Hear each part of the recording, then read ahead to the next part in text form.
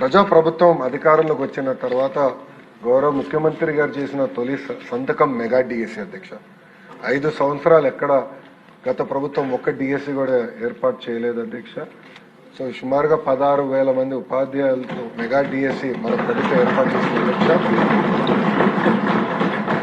ఇక్కడున్న గౌరవ సభ్యులందరి సహకారంతో 2025లో నోటిఫికేషన్ చేశాం, ఎగ్జామ్స్ నిర్వహించాం, సర్టిఫికేట్ వెరిఫికేషన్ చేశాం. రేపు ఉపాధ్యాయులందరికీ లెటర్స్, అపాయింట్మెంట్ లెటర్స్ మనం అందజేయబోతున్నాం అధ్యక్ష. ఇది చాలా గర్వకారణం. కూటమి ప్రభుత్వాన్ని తొలి విజయం ఇది. ఎందుకంటున్నానంటే ఎప్పుడు డిఎస్సి నోటిఫికేషన్ ఇస్తే స్టే వచ్చేది, లేదంటే ఇబ్బంది పెట్టేవారు అధ్యక్ష. ఇప్పటికీ సుమారు వైకాపా నాయకులు 100 కేసులు వేశారు అధ్యక్ష. దీన్ని 100 కేసెస్ వేశారు డిఎస్సి పైన.